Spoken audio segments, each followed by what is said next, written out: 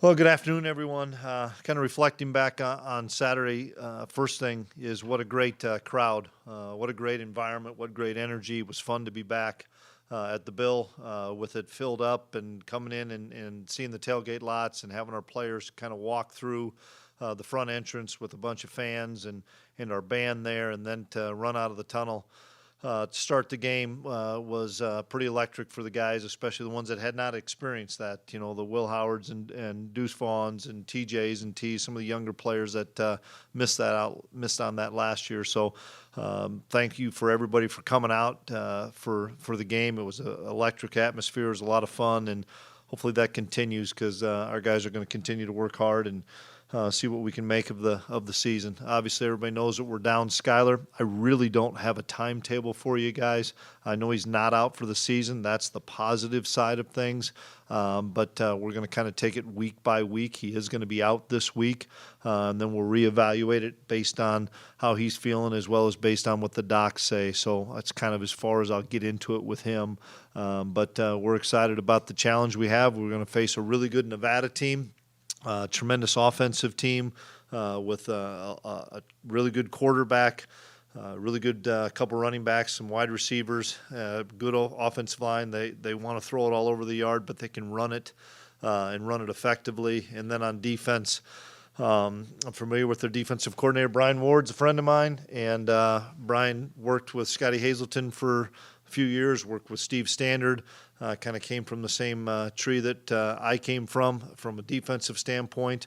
Doesn't mean we're going to know what they're going to do by any means because he's got really good players and a really good scheme, but there is some familiarity. But B. Ward's done a terrific job, and so is Jay Norvell. I've known Jay for an awful long time, and he's done a great job at Nevada, and they're playing at a high level with a lot of seniors. Yeah, Carson Strong is obviously getting some first-round buzz as a quarterback. What are your initial thoughts and comments? Yeah, rightfully so. I think he calls a lot of the things himself at the line of scrimmage. Out of their tempo, although they can go fast, they'll slow it down some so that he can get them in the right call or the call that he likes. And tremendous arm strength, mobile guy that just, you know, he sees so many coverages and he's seen so much and played so many snaps. It's not easy to fool a kid like that, guys that have had that many snaps. And we just got to do a great job of being able to rush the passer and be competitive on a lot of potential 50-50 throws. Ball security was kind of Will's issue last Saturday. Was there anything that was reoccurring that contributed to that? It wasn't just Will Howard. It was, we fumbled a couple as running backs too.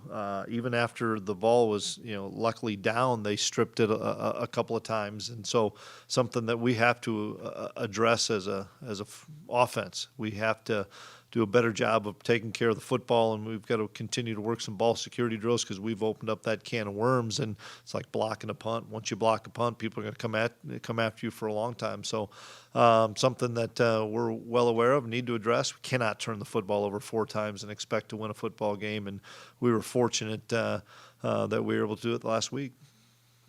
Is Skylar able to do anything right now? Mental reps at practice, anything like that? Standing around at practice, but no, not at all. And fumbles on the other side of the ball, you created a few, and Felix was in on 2 of them. How much of appreciation do you have for a defender who can both make a tackle like that and knock the ball loose? It's something that Coach Wyatt, Coach Tui work on with our guys of when you get there, if you have the ability to rake and strip the football, we always want to do that. We were fortunate at 2 critical times. One time leading us to a short field, although we didn't capitalize. And then the other one really late in the game when they were driving to potentially tie the game. That was a big play, and we were able to get on both those fumbles. So something that we actively work on in practice. Deuce Vaughn, what stood out to me about him last game is he had 3 rushing touchdowns, all near the goal line. That's not something we've seen a ton from him over the years. Has he gotten better at that in the past season? Well, I told everybody before the season he's an underrated running back, and people think he's a terrific scat kind of kid out of the backfield and some jet sweep guys, and I've seen it now for a little over a year, so that's all we've had him, is that he's a terrific between the tackles runner, and he's a powerful guy that low center of gravity and finds a way to get tough yards. And so I've seen it since he's been here, and I think people are probably seeing, yeah, this kid can be an every down back. With Jaron now stepping into that role as backup quarterback, just what does he bring from a skill set standpoint as a QB? Confidence, a guy that's been in the system now for 3 years, and maturity. And I'm excited to see him getting more reps with our second team offense. You don't take many when you're the third guy. He took a ton in fall camp, and I saw the great improvement that he has made over the last year.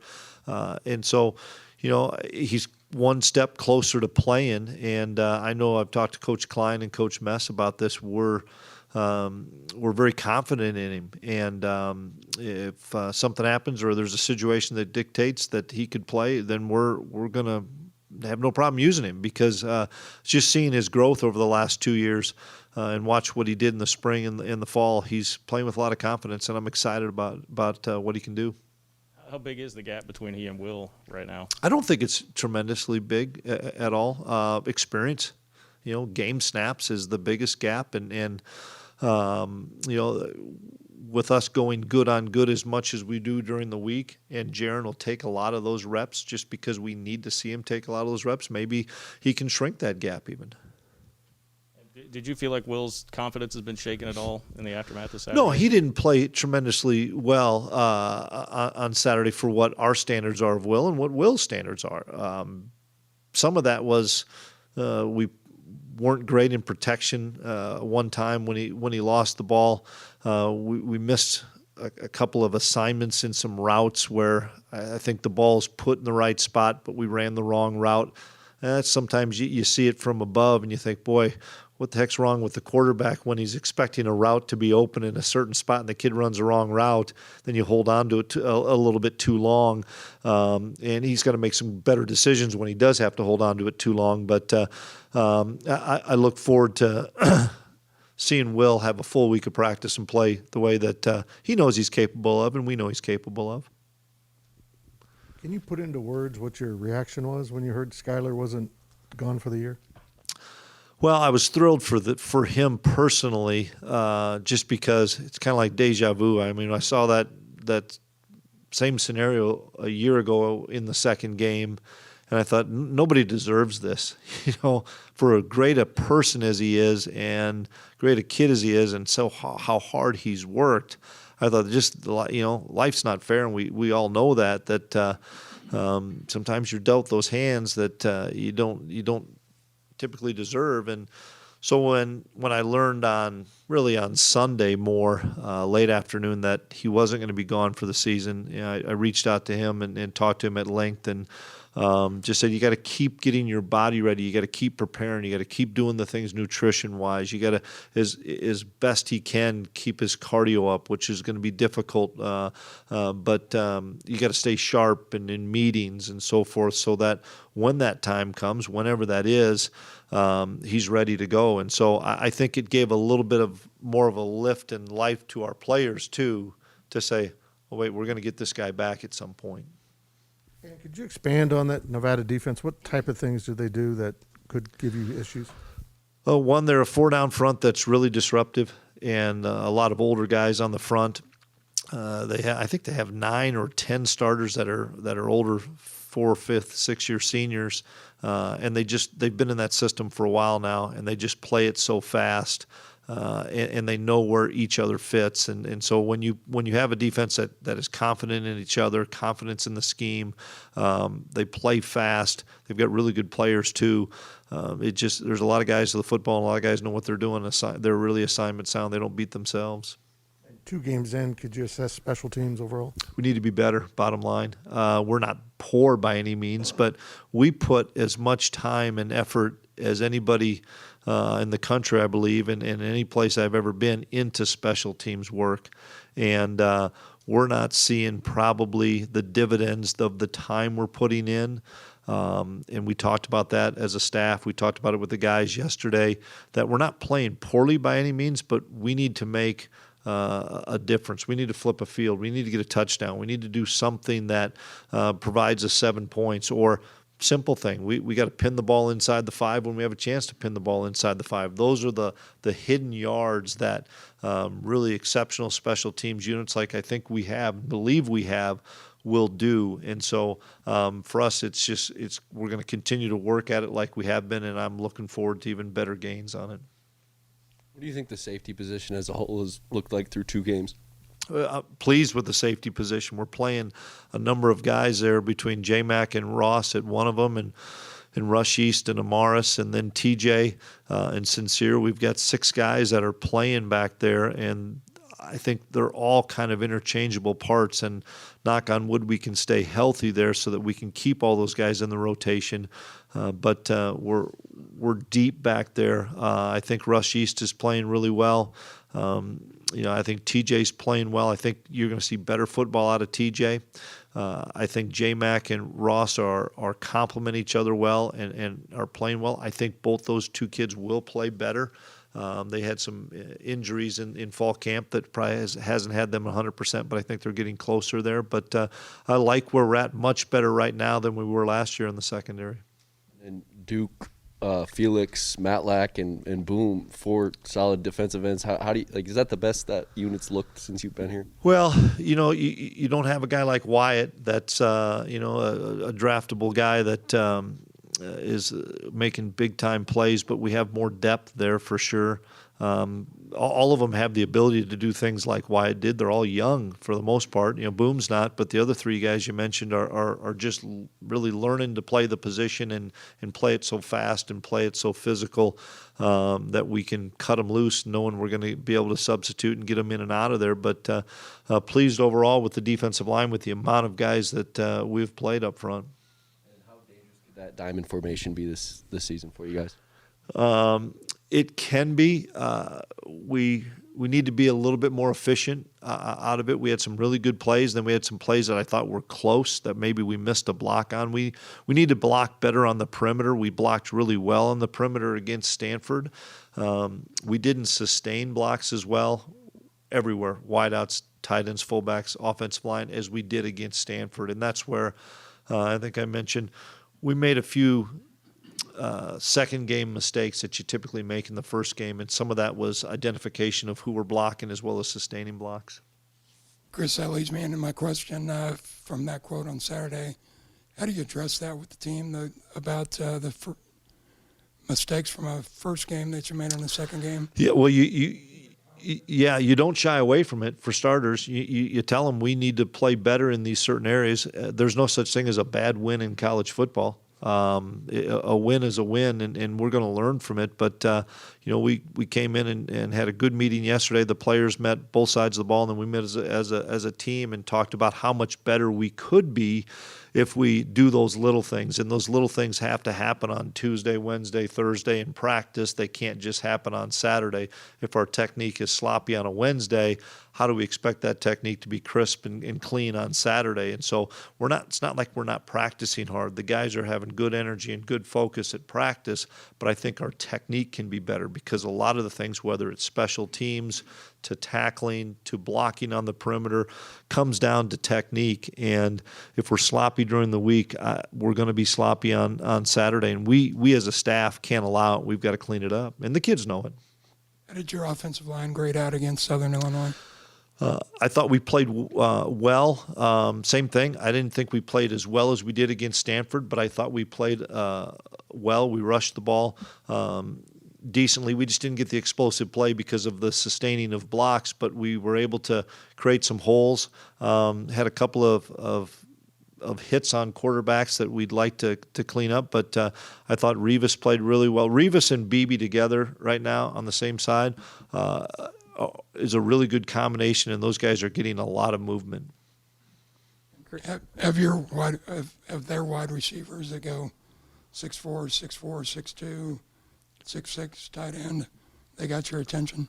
Yeah, very similar to Stanford as far as the big body wide receivers that come up with 50-50 balls and back shoulder fades and, throw it up in the area, and they find a way to come down with them. I think playing against Stanford will help us in that scenario just because we've done this before. But we have to come up with some of those 50-50 balls, and you got a really good quarterback throwing it to them.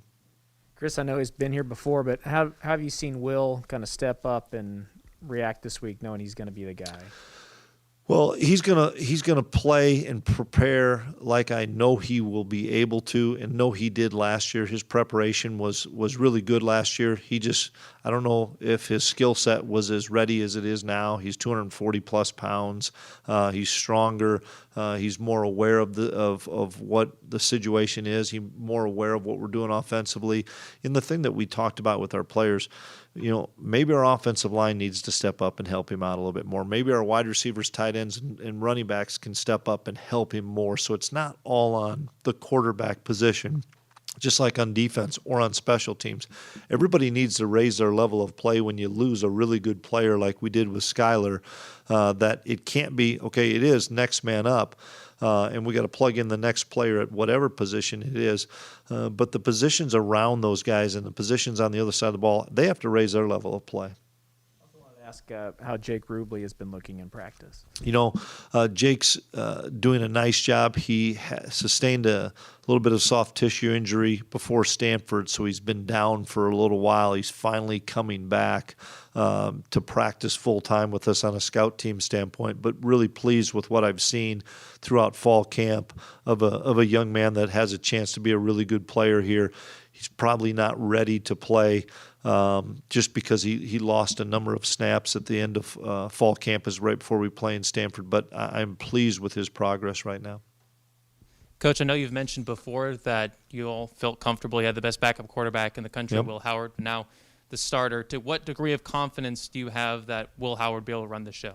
I think we've had the question already before, but just the way he prepares, and he prepared last year. He's just more ready from a skill set, and he's stronger and bigger and faster, and understands our offense better. And Will give it his all and play the best of his ability, and we all around him have to play better as well.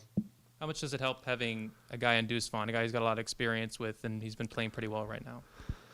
Yeah, I'd give it to 22 an awful lot as well. I mean, give him the football and let him roll a little bit. But we have to play really well at tight end and at wide receiver so that we can have some passing games, so that we can open some things up for Deuce. That's something that we believe, regardless of whether it was Skylar in there or Will, through the first two games, we have to throw the football more efficiently. And whether that's in early downs, whether that's on third down, our issue has become we've had too many 3rd and 7+ situations, which is an advantage for the defense. And we need to be getting into some of those 3rd and shorts and mediums where we can use the field, space people out, and throw some quick game stuff on 3rd down. And if we can get more efficient throwing the football, I don't care if that's 1st down or 3rd down, it's going to open more things up for Deuce. Are there any changes with Will Howard at the helm as opposed to what with Skylar Thompson on No, offense? not really. Same game plans. With Deuce, I know he did fumble, but he mentioned to us it was his first fumble since sophomore year of high school, I think. I mean, how impressive just is the ball security that he generally does have? Yeah, it's been good. I know he's frustrated, and give the kid from Southern Illinois credit. He just banged it out of there and did a heck of a job. That we've got to hang on to the football. Deuce knows that, and it's pretty remarkable to only have one fumble. And let's hope that was his last one. And I know he hopes the same thing. And I know you mentioned it a little bit post-game, but just looking at the film, how much of a difference did having Daniel Green in the second half make? Made a huge difference. He brought Nick Allen played well, don't get me wrong, but it just had Nick had to play every snap, plus play every snap of special teams, and we ended up playing an awful lot of snaps there for a while in that second quarter, and that really, I think, gassed Nick, so it really helped to have Deuce. Just gave us some energy, gave us a great communicator back there, gave us what I believe is a really good inside linebacker to complement Cody Fletcher, and so excited to have Daniel back for the whole game this week. Chris, you brought up the difference between a 3rd and 7 and a 3rd and 4. What does that mean over the long haul? You're talking about 12 games. Well, you get them in a conflict of, are we going to run it? Are we going to pass it? Are we going to have an RPO game? Are we going to use our jet game? There's just so many more things you can do on third and 2 to 5 as opposed to 3rd and 7+. You're not going to get those situations like we had against Stanford where we knew the look and we could hand the ball off, and then you allow people to just lay their ears back, and you're not getting people sucked up on any play action. Linebackers are staying in coverage. The man coverage plays at the sticks, so to speak, more on 3rd and long. And so if we can get into more of those 3rd and short to 3rd and medium, I think it opens up more things for Coach Mess to be able to say, hey, we can run the football. The other thing is, it was a 4th and 3 or 4th and 4 late in that second quarter where we went for it. If Will doesn't get a good gain on whatever it was, 3rd and long and running the football, we probably punt that thing away. As you guys see, the landscape of college football is changing. Possessions are so valuable. You only get maybe 10, 12 possessions potentially in a game. There's more and more people across the country going for it on 4th down now. At an alarming rate, more and more people are going for it. Well, if you're in that 4th and 1 through 4, odds are you have a potential better chance of getting that and being able to sustain a drive. And so for us, we've got to find a way to get to more of the 1 to 4, 1 to 5 manageable rates. On those 4th down type plays, with the relationship that you have with Mess, is it he's typically telling or saying, let's go for it, or? No. He'll do whatever we say, but he knows that I'm going to be more aggressive with the people we have. And once again, I looked at that scenario. We were really struggling on offense at that time. We'd just given up 2 straight scores, and I thought we needed to get momentum for the offense, and I thought we needed to get momentum for Will Howard. And so Will makes a great play to get the ball to Landry on 4th and 4, and then we err in protection and don't pick a kid up, and Will takes the sack. Okay, I'm okay with that. We can't fumble the ball like he did, but if he takes the sack, maybe we still have a chance on a 2nd down or whatever it was, 3rd down, to keep that drive alive. So it was, maybe a little bit of a risky move, but I thought at that time we needed to do that to give ourselves a chance to keep this drive alive so that we could get some momentum going into half. Plus, I knew that they were getting the ball to start the second half, and I thought if we could get some kind of points the first half, give us a little bit of life. Chris, you're aware of Nevada's pedigree under Jay Norvell. Chris, is it important to impart that to your team, or is it just about game prep? Yeah, I don't know if a lot of our guys would remember Chris Alt like us as coaches do, but you just see their body of work, and especially what they've done this year and last year, because those are the main games we're watching. You can see that these guys are an explosive group of guys offensively with big wide receivers that go catch the football, a quarterback that's confident that can get the ball around, that they can put up a lot of points in a hurry. Was it particularly meaningful for you guys to kind of get the monkey off your back from an offensive standpoint in the 3rd quarter? I'm not sure what you're asking on that. You came out after halftime and had that successful drive where you was it 14 plays or something? Yeah, I can't remember, but if we did, 2 things.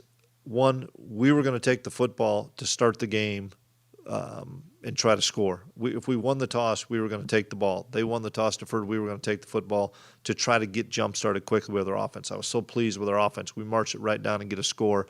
And then in the second half, if we were able to sustain that drive a little bit, even though we didn't get points, was always important. Gives that defense a rest and lets you know that some of your adjustments are definitely working that you made at halftime. I don't know if they've been particularly tested a whole lot, but are you getting out of Julius Brents, Ekaboy Doe at cornerback, what you were hoping entering the season? Yeah, I think everybody on defense can raise their level of play a little bit, but I think Echo's playing at a really high level. Julius is settling in and understanding our defense more and more, and I think he'll play at a higher level once he gets more and more comfortable. We're still going to play an awful lot of guys. T played some, Justin Gardner played some. We still have to have a pretty good rotation there, but that's what we do. We're just going to play an awful lot of guys.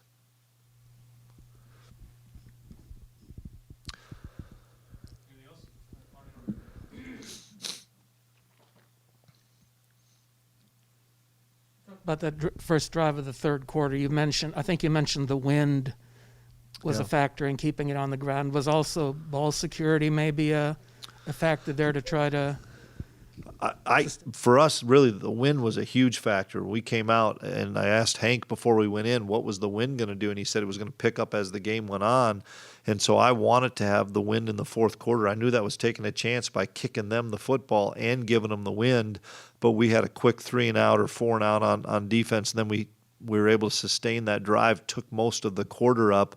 I thought that was really important because that wind was really whipping in that fourth quarter, and I think it pushed their ball. I thought the kid had a pretty good attempt at the field goal. I just think the wind pushed it left and allowed us. Ty had a great punt in the fourth quarter, pinning them inside the 10-yard line where it was with the wind, and some of that was dictated more on the wind than it was just trying to establish the run.